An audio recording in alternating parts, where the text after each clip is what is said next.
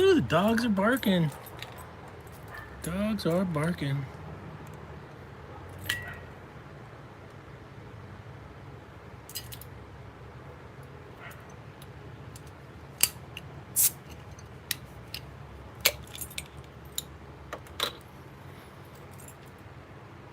HVAC IR, what's up?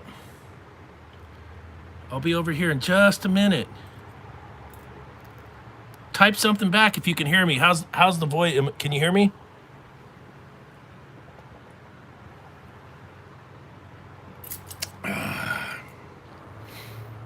They're all out of the because of the Rona. They're all out of the. I like the Dos Equis Ambers, and they're all out of them. I'm down to fucking Coronas and. Well, I like Coors. You can always get a Coors. And yeah, it's Saturday night. Let's have beers.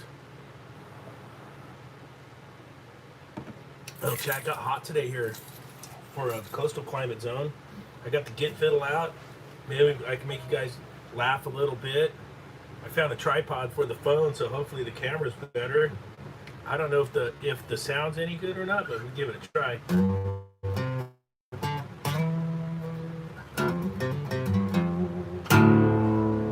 Oh yeah, just open with the tune down to D.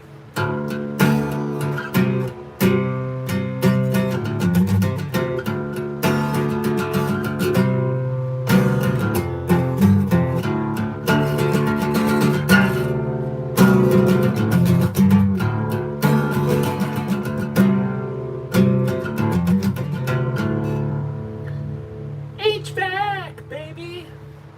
It's an H.V.A.C Saturday night. Oh, yeah!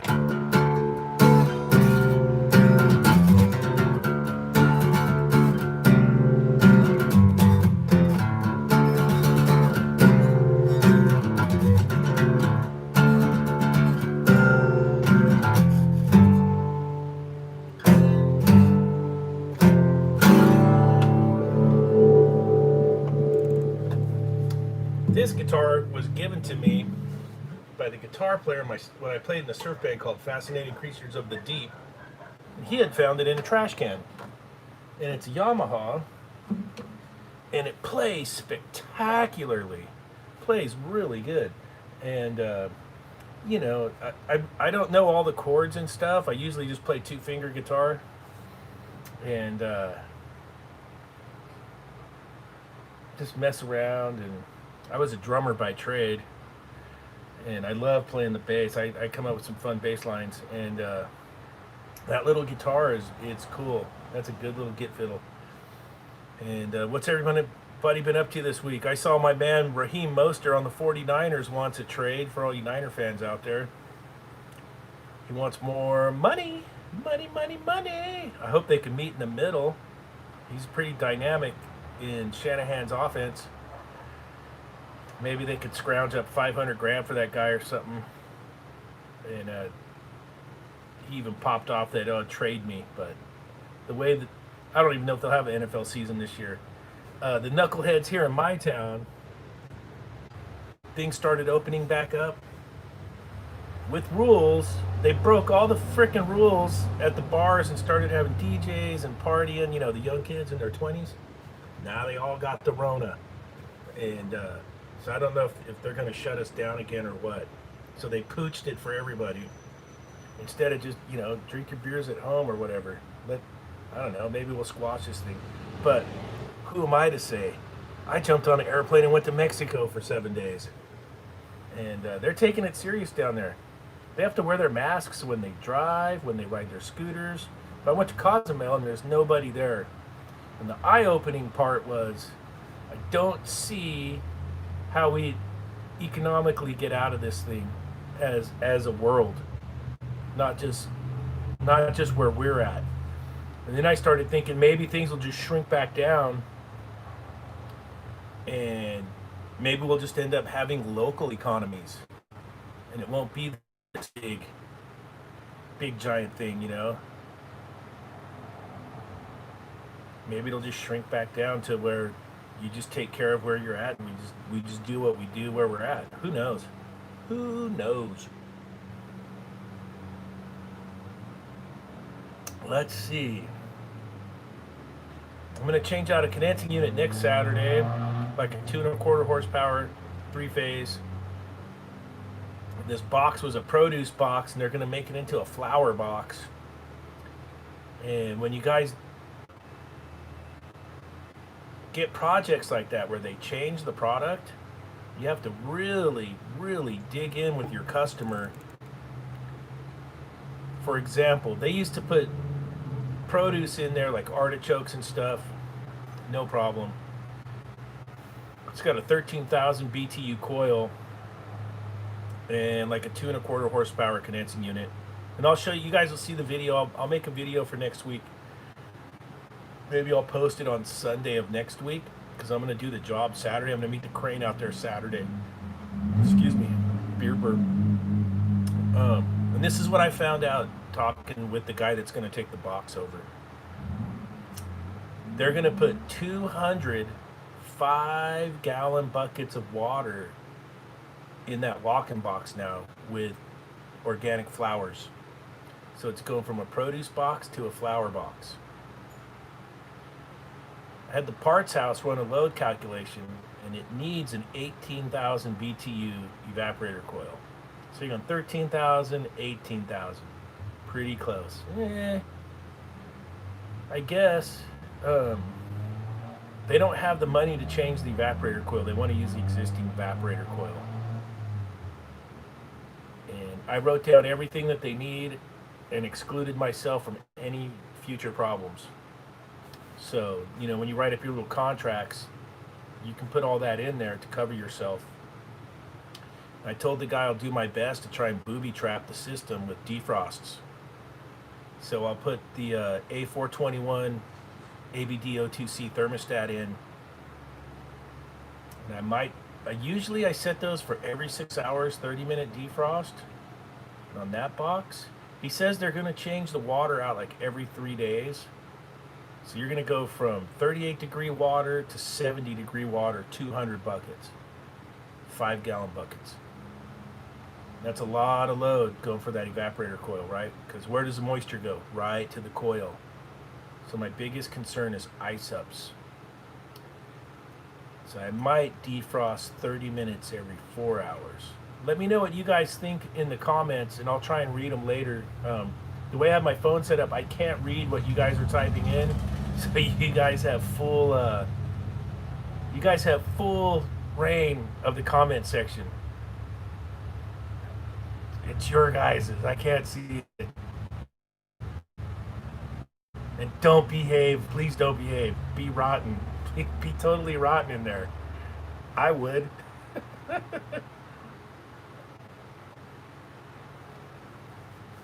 So my biggest concern on that project is the coil icing up. And I'm going to try and defrost it with the thermostat. It'll save them some money from buying a time clock and a thermostat. We just buy one thermostat that has defrost built in. And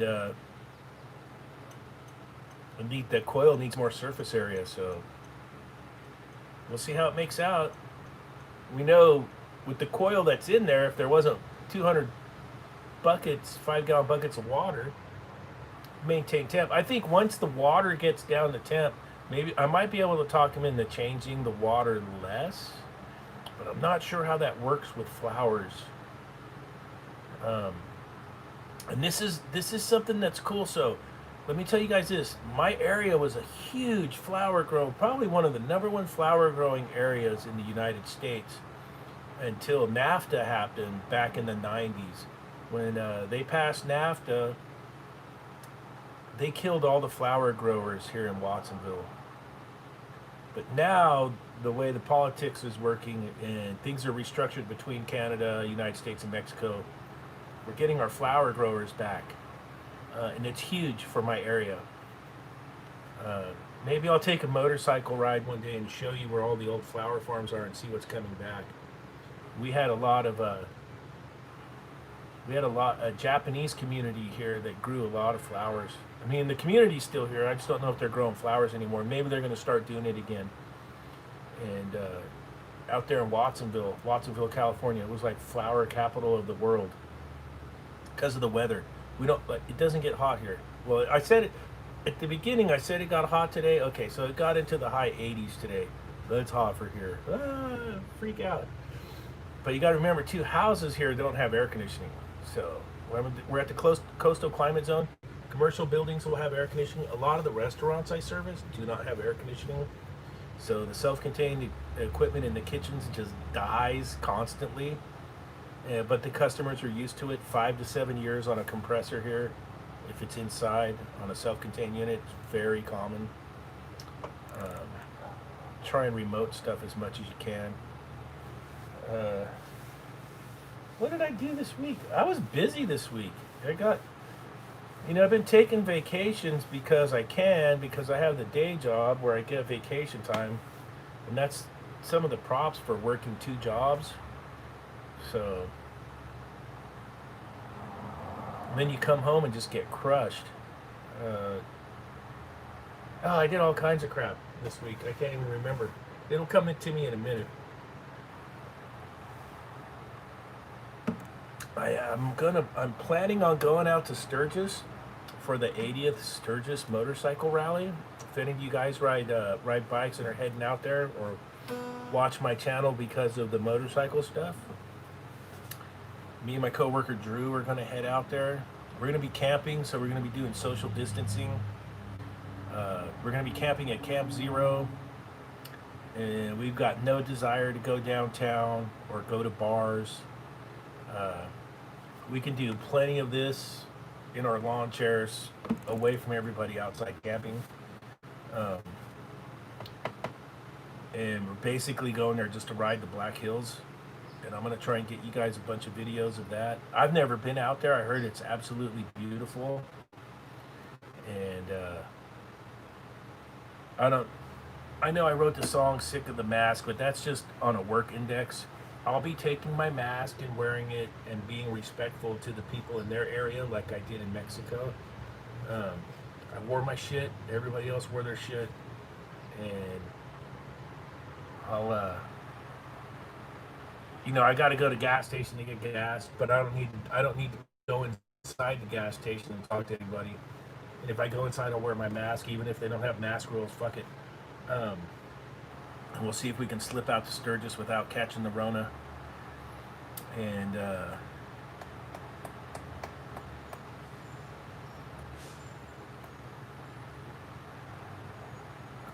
I was thinking. Sorry about that. I was pausing for a minute. I was thinking we want to check out that Devil's Tower.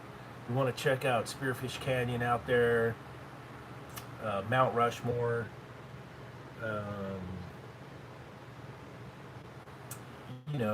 Just ride all that shit.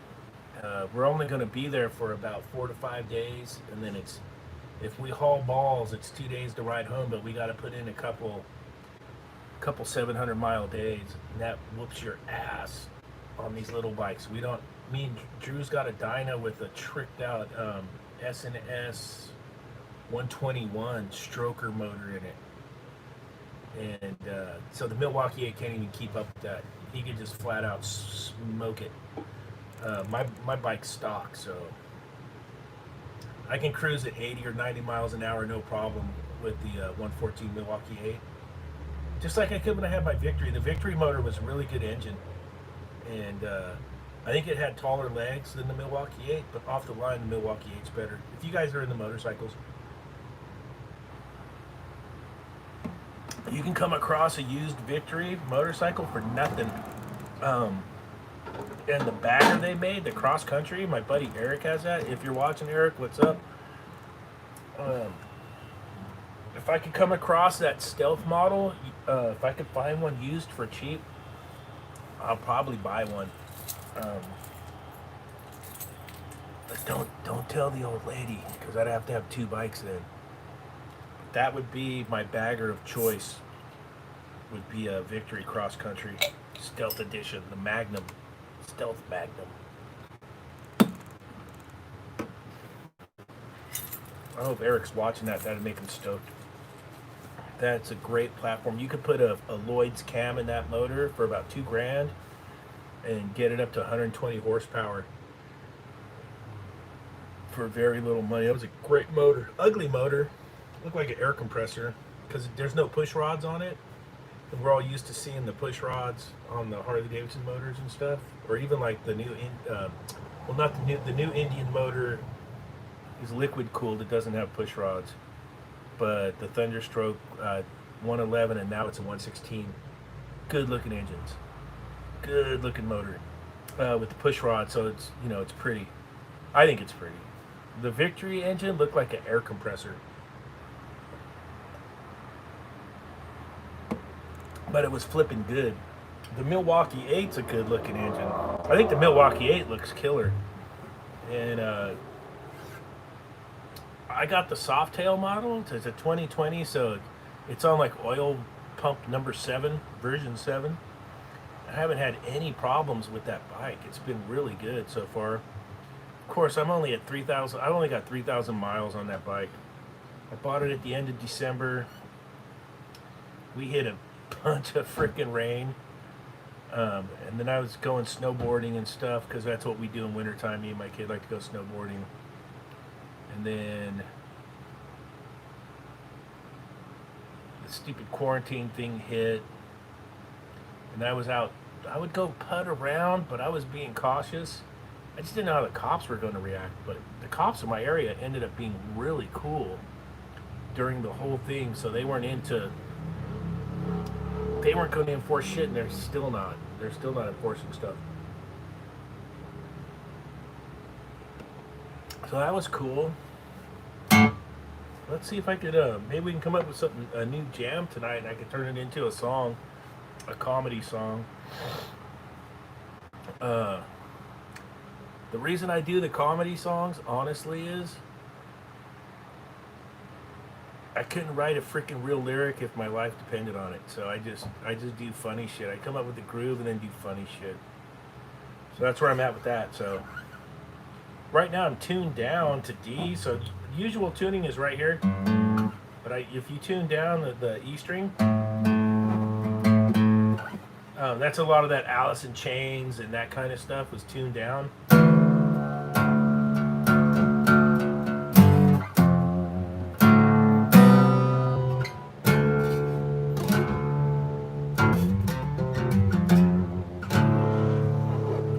Sounds really cool. Or like the Foo Fighters, Dave Grohl, he did the tune down the D for what's the name of that song? Everlong?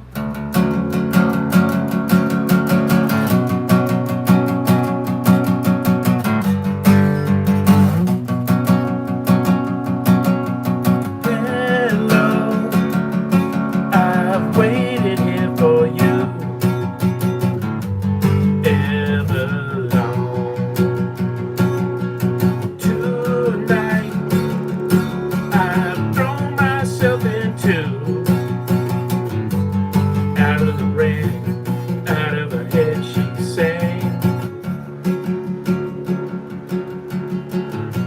Dynamic right there.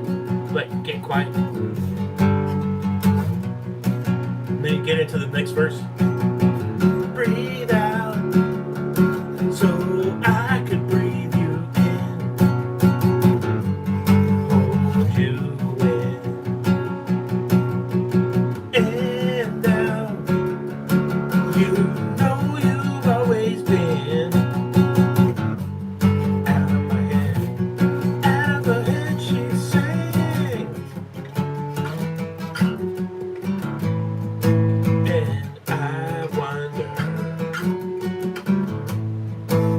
Sing along with me. Everything could ever feel this good forever. If anything could ever feel this good again. The only thing I'd ever ask of you, you got to promise not to stop when I say when.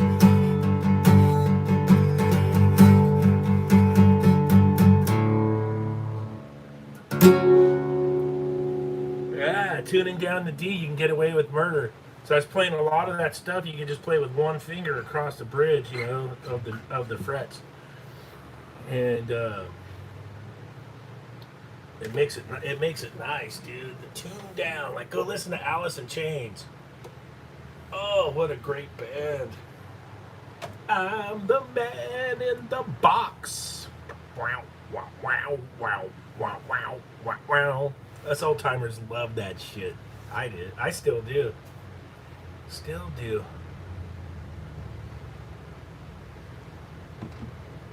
The guitar player for that band, what was his name? Jerry Cantrell or something like that. Ripper. Absolute shreddulator. Probably underrated. Probably one of the more underrated guitar players. Um, let's see. Let's see. Let's see. Yeah. I'm gonna. Oh, that box. So I given so that flower. Let's get back to that flower box for a minute after our musical interlude there. Uh, the flower box. I gave him a price for the condensing unit and the coil to be sized right for the load. But I was gonna, because of California state law, I was gonna have to make that 448A because it would have been more than 50% of the equipment. So here in California, if we're gonna do a change out or a new install, technically we're not supposed to use 404A anymore. If you're not making YouTube videos and showing the world what you're doing, you could probably do it still. Of course you can. But if you're going to put it on YouTube and show the world what you're doing, it's going to have to be 448A, and that the price got high there, and so they didn't have enough money to change the coil and switch everything up, so they're just going to go with what they got. So I'm going to keep that 404A. So it's basically a condensing unit, a new TXV. I think the old unit was R22. The existing electrical and units there. I got the crane coming Saturday morning at 8 o'clock. And honestly, it's other than logistics, like getting the crane there. Oh, check this out too. So I really like to use, there's this crane company. I'm not going to say their name because everybody watches the YouTubes. But I really like the owner. We go way back. They're over the hill now, so they're out in San Jose. And I totally understand their point of view. So last year when I used them, a little tiny crane lift for a condensing unit was $700. That's just what it cost here. The local guy here retired, sold his crane. His crane went out to Fremont, out in the Bay Area. So there's no crane right here in Santa Cruz, but there is. So hold on a second. But I wanted to give the other guys my business because I had been using them. They're union, and I understand business how it works, right? So last year it was a 3-hour minimum, right? So 3-hour minimum, their rate, and I get it. The driver's got to drive here, got to do his thing, and put a little condensing unit, 45 inches by 31 inches or whatever it is, up to the roof. Take the old one down. We're done. Pull the riggings in. I always jump downstairs and help them roll up everything. I help them get packed up and get them out of there to be swift. I've always done that. I was taught to do that. Called them last week, and the project manager calls me back, and I almost booked a crane, and then I checked with him. Hey, it's still 700 bones, right? And he laughed at me. Motherfucker laughed. No, man. It's 950. So I laughed right back at him. Ha ha ha. I'm going to go somewhere else. Click on my iPhone. So I found, all right, I'll give a plug. So there's a tree service in town that has a crane. And he's going to do the lift for $450. So I found a guy local now. And I still would have paid the $700 to the union guy. Really like the owner of that company. The drivers are all top notch. I mean, smooth as butter. But dude, come on, 900 and something bucks for a lift on a condensing unit, a refrigeration condensing unit, mind you. No, fuck no. And and the guy was and because the guy was laughing, I almost want to call the owner and tell him about it, but I'm not going to stir shit. I'll just take my business elsewhere. So I found the guy with the tree service, got the crane. He's going to hook me up for 450, and guess I make a little profit on that crane lift this time around. Because I had, you know, I don't mark my crane lift up on my bid. Maybe I should do the right thing and give the customer a break. I'll probably do that just because times are tough right now. I don't need to make a profit off the crane lift. I had told the customer it was 7 bones. If I hit it for 450, I'll give him a credit. I will do that. Just because times are fucked right now, and it's the right thing to do. I don't need to make a profit on the crane lift. But I can't believe in times like this they're doing that. That fucking guy has no clue that they're going to be fucking sitting with no work here in about 6 months. Everything that's in the pipeline's going to dry up and there ain't going to be shit. Us service guys will keep working. Shit's going to break down. A lot of these restaurants aren't going to make it. They did a reopen here in California. Now they're talking about a shutdown. These guys spent thousands of dollars to put plexiglass up and all this other stuff, and now they're talking about shutting them back down. They're not gonna make it. Matter of fact, my wife just told me today there's this classic Irish bar downtown. Oh fuck, I wish I had a crystal ball and I could have taken you guys there and filmed. Got a friend of mine that he can actually really play guitar and sing, and I'd been in a little band with him years ago, and the guy's really good, and he would play down there, and this bar was called the Poet and the Patriot in Santa Cruz, and they're done. This killed them, and it's a shame, dude. It was this nice little Irish pub, and they were one of the good guys that would let knuckleheads like me, you could go down and play your stupid ass songs on a Sunday. You know, they do like a Sunday open mic thing. You can go down there and make people laugh and chuckle, but they had some real good people in there playing too that were legit. So, and I think I refurbished the walking box in there. I actually did work in there. Now that I think about it, shit, it wasn't my job. I was a sub for a general contractor. We redid that walk-in box probably 15 years ago. Fuck, I think I'd forgotten about that. The general, he got all drunk in there and then got a DUI on the way home. I told him, don't fucking drink at work, dude. Some people get around the bar, dude, they just can't help themselves. I just have a rule of thumb. I don't drink when I work. Just don't do it. I don't trade work for booze. I don't trade work for food. None of that shit either. It's cash money, always. If you're working, get paid cash. Do not do trade. If you guys do side jobs and shit, don't trade up for gear. Cash money only. That's the best advice I can give you guys. Shit, we might have to get into another one. This could get really good tonight. Stick around.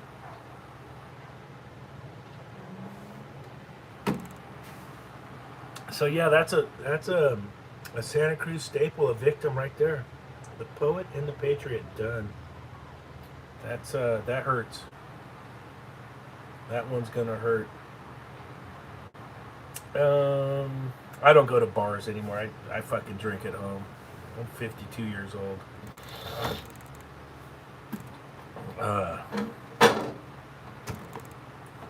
And like all of you guys, our livelihood is driving that fucking van. Sorry for cussing a lot tonight. I need to get that under control. But that's our livelihood, is driving our vans, right? You could drink like a fish. Just do it at home, man. Wait till you get home. Shit, then you can spark it up and the whole deal. My plants are coming along good. You gotta go to my Instagram. If you can see, I got this one plant that's budding out so hard right now. And my cat was sleeping by the plant today, and I took a picture. So my Instagram is at Rasta1 on Instagram, and it's at Rasta1 because of the music. So if you guys didn't know and you wanted to check out all uh, my music's on reverbnation.com/Rasta1. That was like my little stage name for making my silly songs way back in the day. And there's songs that go way back there. Like on my video I had, there's a song from 2010 called uh, Swallow the Sack. And there's a really funny one on there called Ay Pape, your chili is too grande. I love that song. I came up with that song when we were camping in Big Sur. And the music came into my head. I was about 12 beers in. The music came and the lyrics, and then I came home and recorded the song, and my friends tripped out because I was singing it to them all weekend at the beach in Big Sur. And they're like, "What? Shut the fuck up! What are you? You're a fucking weirdo! Shut the fuck up!" I'm like, "No, I got this song," and then I was like OCD. I had to do it, and then it's on there. It's on my Reverb Nation. So I Pape, wow wow with the wah wah pedal, and it's all your chili is too grande. Put my peppers in your mouth. It's all I got habaneros, serranos, and jalapenos too. But the pepper that you like best is the one that I give you. Put my peppers in your mouth, and then you bite on down. Those hot, juicy spices, they always come on out. I Pape, wow, wow. Your chili is too grande. Put my peppers in your mouth. And then I didn't have a backup singer, so I had to do the backup vocals myself and kind of sound like a chick. But it's on there, dude. You'll die. Reverb Nation /Rasta1. Hi, Pape. Free download, free streaming, free downloads. All my songs are free. I should put together a compilation record one day and try and make a buck. How'd you guys like the Soy Boy song? See, I can't see the comments. I don't know what everyone's saying, but dude, the Soy Boy song was spot on. Yeah, yeah. It got me in trouble with YouTube. I had posted it originally.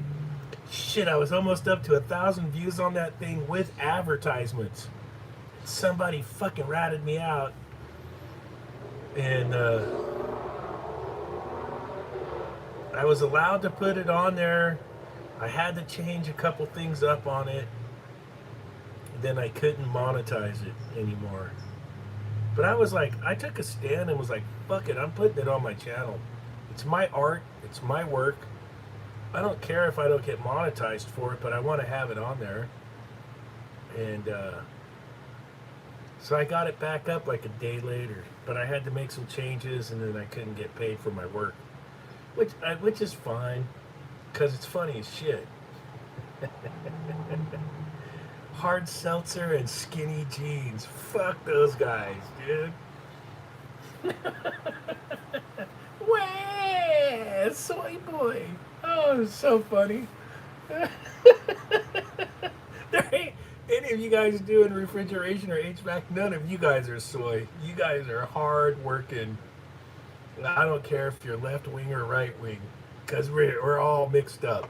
But you're all fucking good in my book. If you're doing HVAC, it's fucking hard work. Let me tell you, I'll tell you guys a good story. When I was a kid, so I got out of high school in 1987. I got into the trades, and I'll never forget this as long as I live. So, backstory: my father gets busted smuggling marijuana into the United States from Mexico. Right, family trade. Probably circa 1960, late 67. And they went down to Mexico, filled the LTD up full of weed, And the story he tells me was the guy they bought the weed from got really pissed off with him because he was dancing with the dude's daughter. So they got up to, they crossed the border in Arizona instead of coming back to California. For some reason, the guy told them, go through Arizona, go through Arizona, go this way. So they went up through Arizona and they all got busted. And I was checking out that pier. So when they got to the border of Arizona, they got busted. And it was so gnarly back then. It was like 20 to life or take your draft induction. So the old man went in the Army, took his draft induction, ended up at Fort Lewis, Washington, and excelled, became a buck sergeant, went to Pathfinder school, and then ended up in Vietnam. And he goes, they were so fucking stupid. They'd get off the plane in Vietnam from Washington State and just drop from the heat. But to make a long story short, he came back from Vietnam and then was driving truck. I'm trying to tie this into my refrigeration story. You don't need to hear all the other stuff. That's a story for another time. But he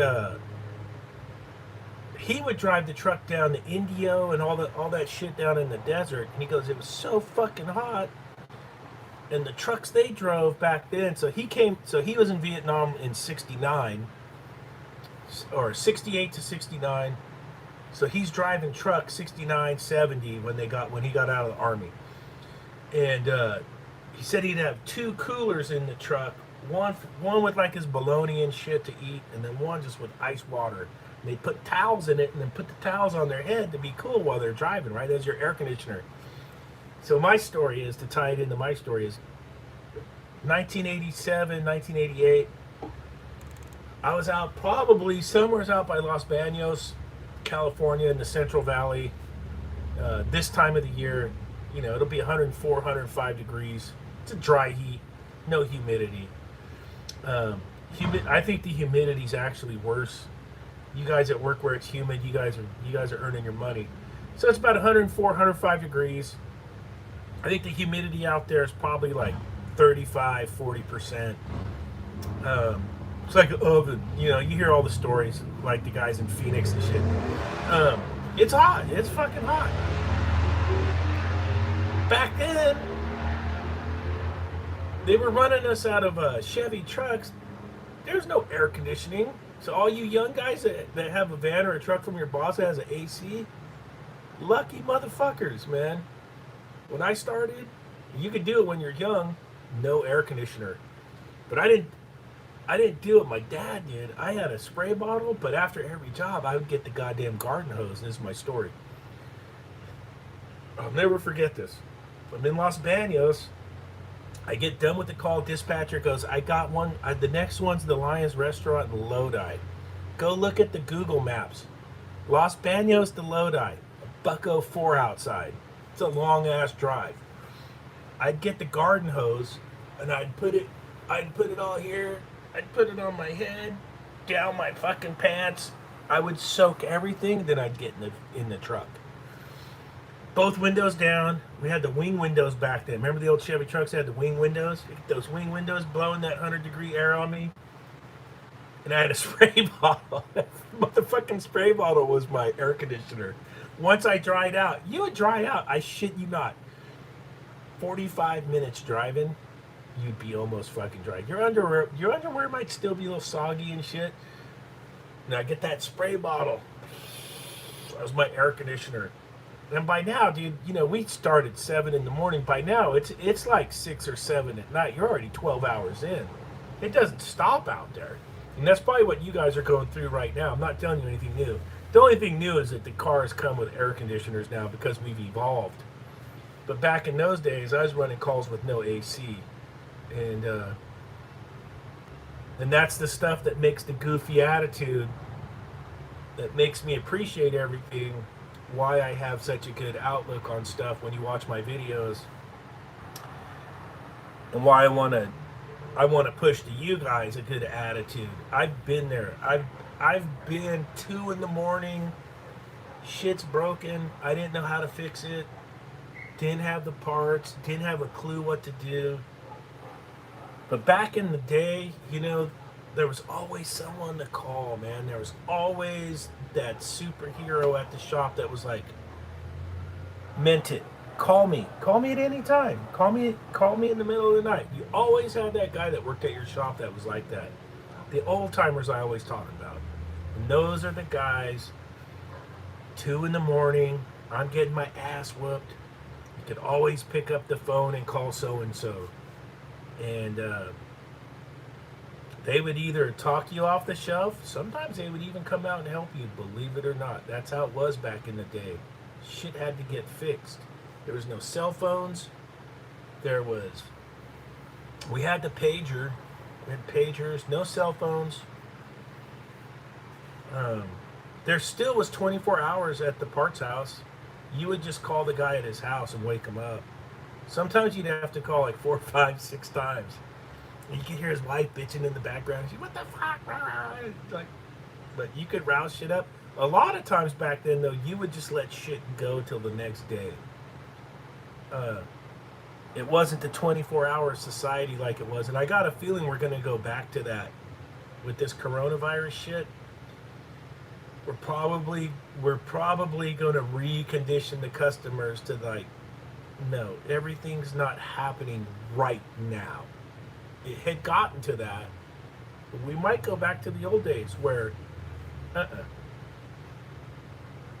we came out, we took a look, we don't have the shit, we'll regroup and then we'll fix it. And you can do that with communicating. I've done it with my business, with the NorCal refrigeration business, just by communicating with the customers that, hey, this is how we're going to do it. For example, when I go on vacation, I tell those guys, hey, I'm gone. Call someone else or wait till I get back. And even when, like 2017, I went to Japan. Do you guys remember that? I got videos on the channel.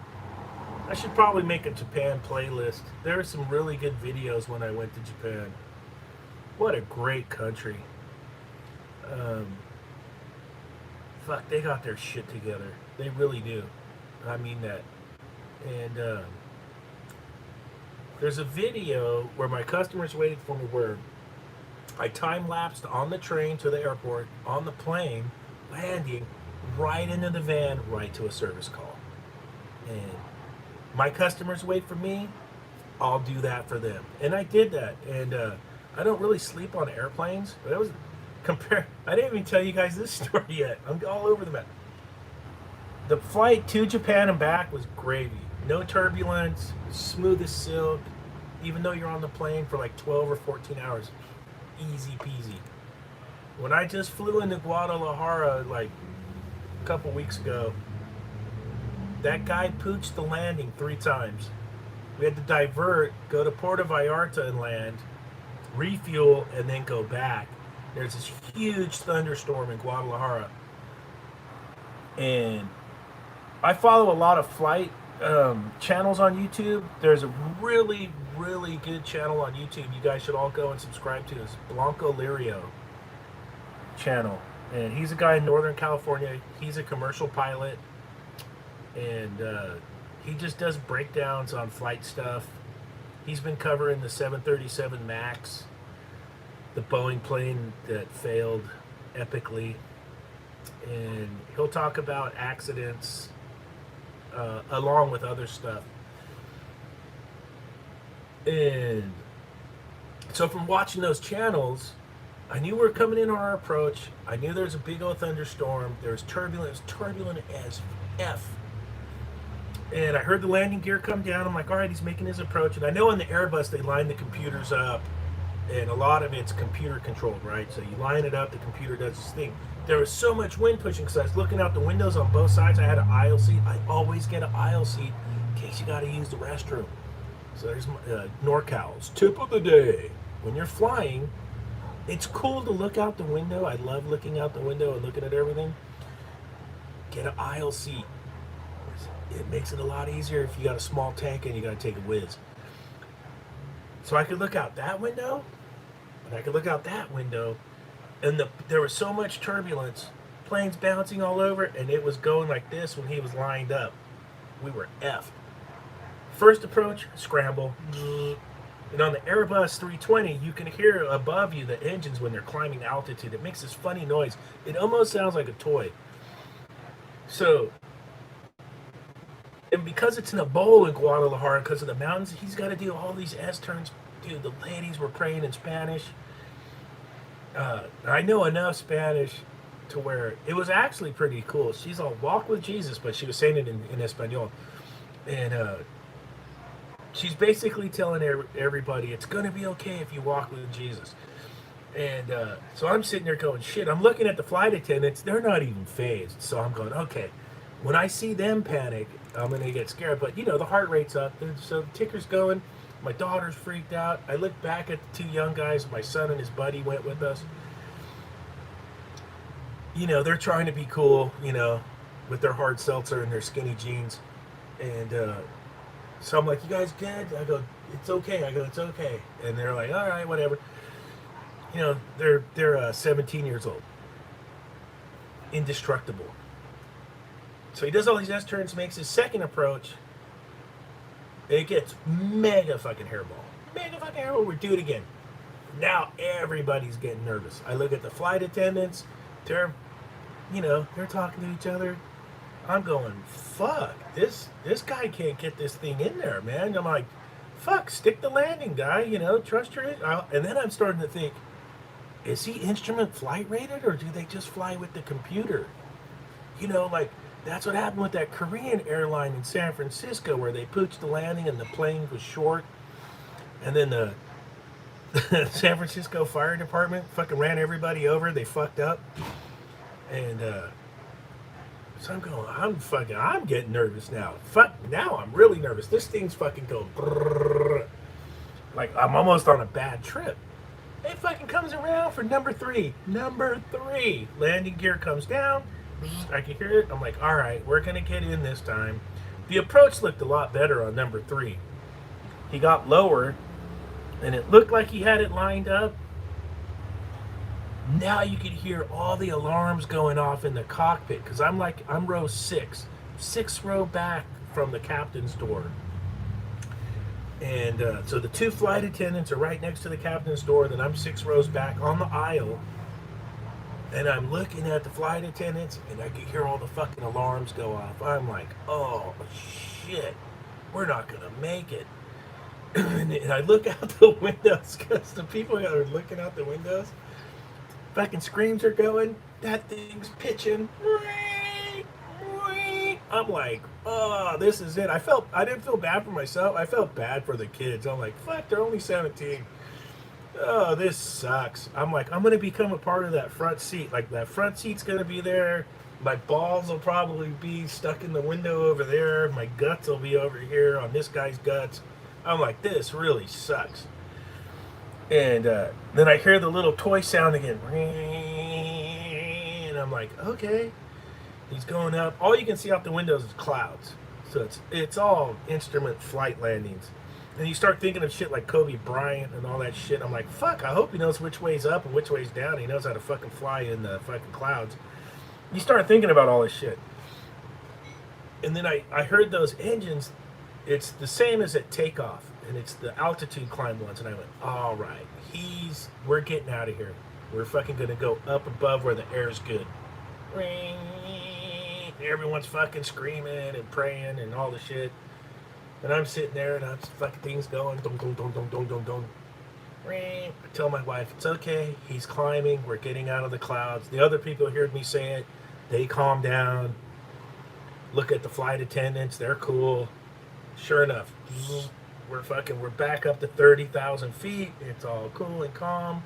Sun's going down. You can see it over there.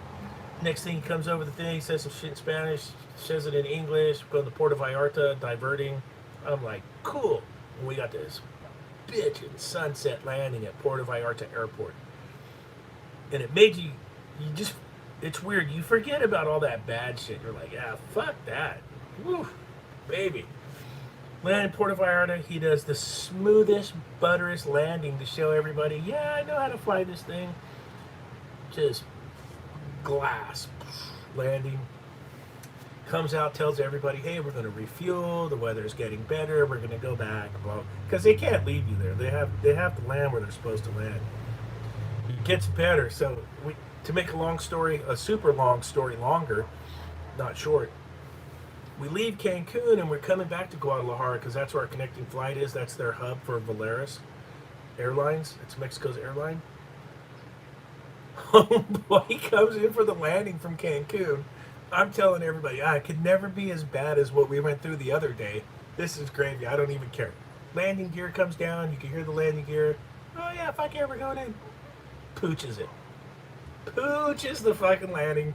It's back to all the same S turns as before, and the thing gets banked when he turns in there. And it's just like, are you kidding me? Comes around, second time, nails it, and it's just like, just get me out of here. I'll never fly into Guadalajara again. It's like, dude, oh man, just crazy. It's fucking gnarly, dude. Oh man. On a sad note, though, that whole Cancun, Cozumel area. Remember what your town looked like when it was on lockdown? There's no traffic and nothing. That's what those poor people are going through right now. There's no tourism. I don't know how they're gonna make it. They were saying that the earliest the Mexican government might let a cruise ship in there is October. But I think I don't know, maybe from Europe or somewhere, not from here. So I don't know how they're going to make a living. They're taking it serious down there though. Every place you go into, like the airport or whatever, has a trough that your feet go in through. So your feet go in the sanitizer, you come out and you dry them. Then they take your temperature. You fill out a paper where you're staying, your flight number, your flight seat, and your email. So they're doing contact tracing through your email. When we came off the airplane from Guadalajara back to Oakland, I landed in Oakland, California. There's nothing. No quarantine. No contact tracing.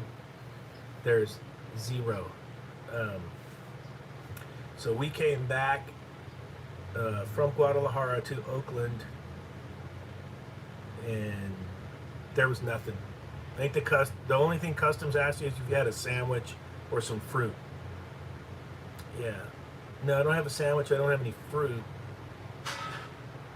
And then you're free to go.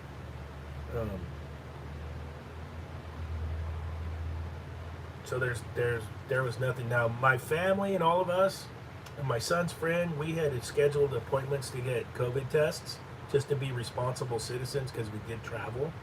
We were all negative. We got our tests on Monday, and I think we got the results on Wednesday of last week. So everybody went on the trip. We got lucky. Nobody was positive. We stayed in a condo, and we really didn't venture out. We went surfing, and we went snorkeling. We surfed one day, and I got pictures. When to go surfing there, you had to fill out who you were, where you're staying, all the stuff for contact tracing. But you had to wear masks, like when we got the boards from the guys, and we rented boards. And then when you go surf, you do your thing, we're by ourselves. We weren't with anybody. There was nobody surfing there because the waves are really small and fickle. It's not really a surf place. And then snorkeling, we were by ourselves. And then we cooked meals in our condo. And we did one snorkeling trip on the reef. There was a captain on the boat and our snorkeling guide. And it was an open air boat. And that was it. But you had to wear masks on the boat. When you jumped in the water to snorkel, you could take your mask off. That's Mexican laws, rules, or whatever. So they're really being proactive down there. I mean, they have to. They have to try and save their industry for tourism. I think through this whole thing, that island had 15 people pass away total. And that was from like February because of all the cruise ships. The cruise ships went in there and got that place a little jacked up. But other than when I was there was nobody sick. The locals, it was nice to see the locals get to use all the nice beaches, and like all the beach clubs are still pretty much closed because they're waiting for the cruise ships. so the locals get to use those beaches, and that was really cool to see. So local families out snorkeling and swimming, and they don't have any work, so there's no social services down there either, so there's no unemployment. I think the government might help out with food, and I think they were giving them a break on their electricity and stuff. Country like that can do that. We can't do that in America. They're gonna, where I'm at in California, PG&E is gonna send you a bill. There was beer there. They had ran out of beer, but they're back to making beer in Mexico, so that was cool. But are we getting baseball in a week, right? Giants, Dodgers. We got to play the Dodgers 7 times in LA, 3 times in San Francisco. I don't know how that worked out. The Dodgers are stacked to the max. My man Buster Posey opted out. He's not even going to play. He's all Rona-virused out, so I respect that. He's earned his place, and he was a legitimate superstar. And if the Major League Baseball can't get their shit together, I don't have a problem with him opting out. Basketball, I don't care about. The Warriors they're not even going to be in the tournament because everybody was injured and we sucked real bad, so don't care about the basketball. The NFL, hey, as time goes on, man, we're finding out that all these major league sports really they're unessential, you know. They're not HVAC guys, you know. They're not refrigeration guys for sure. They make a lot more money than us, but at this point, who really gives a F?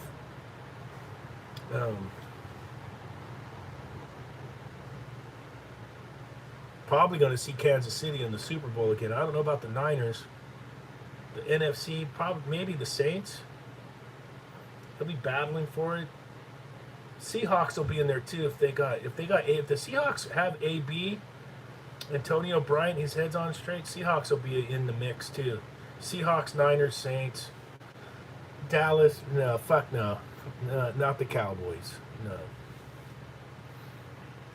Packers, yeah, they got an easy division. Vikings for the NFC.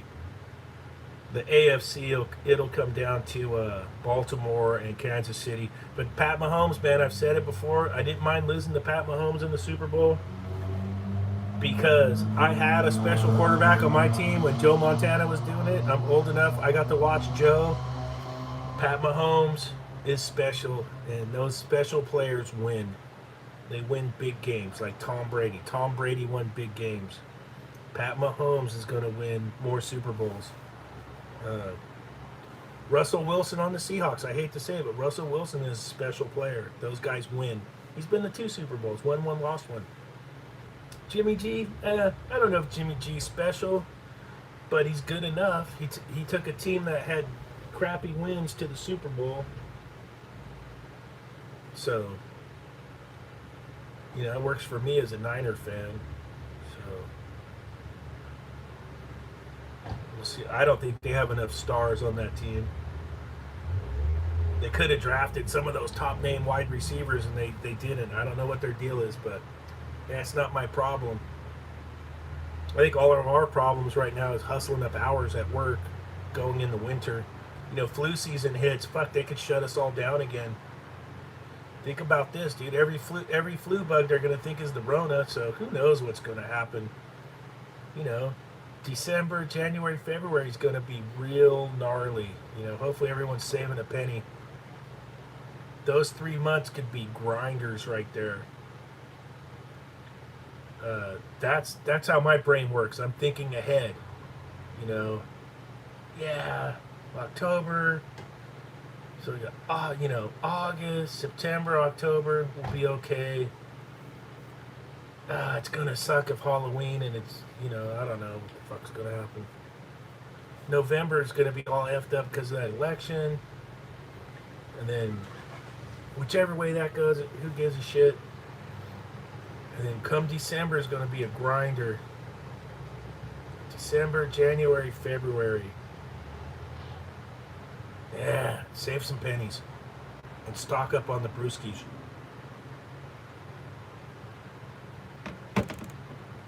come October, the ganja should be ready. Fuck, we might be in here. We might do a live stream burning one. Then maybe I'll really make you guys laugh. Who knows? It's possible. Is it time for a music break?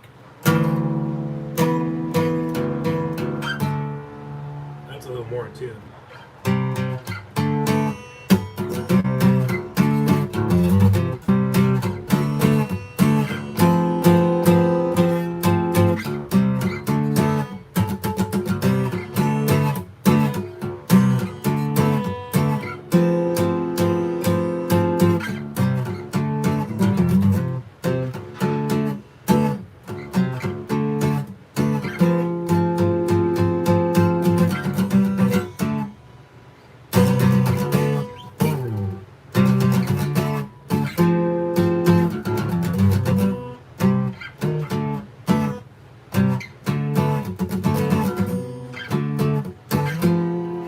Oh, that was almost like a little Richie Havens right there, kind of like from Woodstock.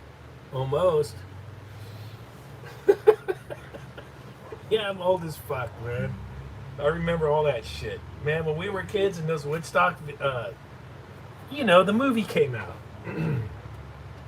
I know I was only 2 years old when Woodstock happened, but, the movie came out, we watched it all, and it was like, wow, that was the shit. And then I remember watching, like, we would have to wait till, like, Friday nights, late night, to watch, like, all the heavy metal videos that used to come out back in the 80s. And then I remember Rush, Tom Sawyer. So I was probably a freshman in high school when that came out. And everyone's all, I hadn't heard the song. Check this out. I hadn't heard Tom Sawyer. Everybody's talking about it. Oh, it's the most epic song ever. Blah, blah. I'm like, what the fuck are you talking about? I haven't heard it. Tonight, it's going to be on tonight at 11. It was like a Friday night. And I can't remember that show that used to show all the rock videos, like a Friday night at 11 o'clock. And it's like, we were at one of my friends' house. We were all staying the night. Freshman year, I think. Dude, we waited, and it came on. Today's Tom Sawyer, he gets high on you. Goodbye on you. Dude, watch that shit, and then went to the drum break. Down.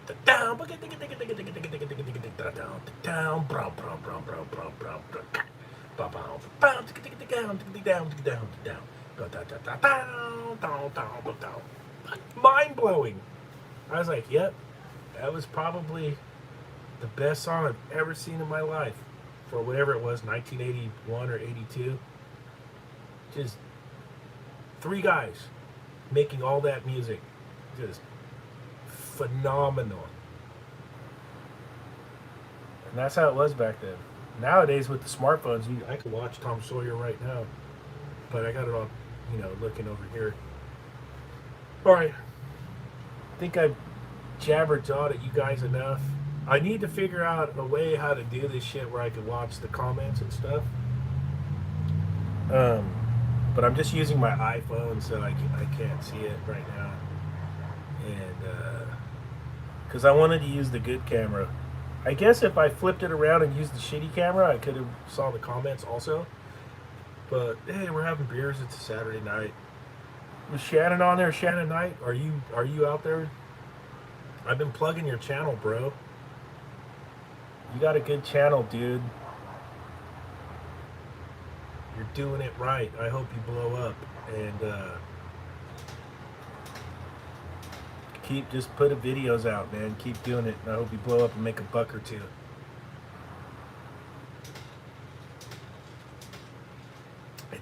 It's good to have the residential AC guys on YouTube. So many different units. I would like to. I got the Bryant 311 JV, small furnace, bulletproof furnace. But my house is so small. At some point, I would almost like to go 2-stage just for the comfort. It cranks on, heats the house up, shuts off, and then you get a cold spot in winter. You know what I'm saying? You guys all go through this. Be nice if it would just ramp down to low fire and just cruise along and work really good in my house. But fuck, I would hate to put. I love the Bryant furnaces, the 80%ers. I will never put a 90% in my house. F that. But yeah, we'll see. I can get a really good deal. I can get a good deal on the Rude stuff, 2-stage, but they're still using spark ignition. I actually like the hot surface igniters. Zero issues. That Bryant, and I've had zero issues with the Bryant. God, it's almost 20 years old now. I can't believe I've been in this house almost 20 years. Oh, I think they got the moped going across the street. Hear it? Yeah. It's going to be some moped scooter stuff. Hey, tomorrow I'm going to try and make a video. I'm going to make a video tomorrow, but it's not going to be a refrigeration video. I'm probably going to hold off until, unless I get a good call this week, I'll hold off till Saturday for HVAC video or refrigeration video. But I think I'm going to put the purple suit on and go ride the motorcycle tomorrow before I work overtime at the day job. And I think they told me they might have it wrapped up at 2 p.m. or 5 p.m. tomorrow. I got to go to work. So I talked about that on the video I posted up today if you guys want to find out what's going on at the day job. But I think I'm going to put the purple suit on and take a little cruise around town tomorrow. See if we can make some funny shit. I'll bring the GoPro and see if we can make it happen. All right, you guys. Have a great night. Thanks for tuning in, everybody that tuned in. And be safe, enjoy life, and have a good attitude while you're working. We're in the greatest trade in the world. And hey, we get slow times, we get busy times, but you'll never be without a job in this trade. And heating, ventilation, air conditioning, refrigeration is the shit. You guys are freaking superheroes, every one of you. And ladies, you're all superheroes. All right? Late.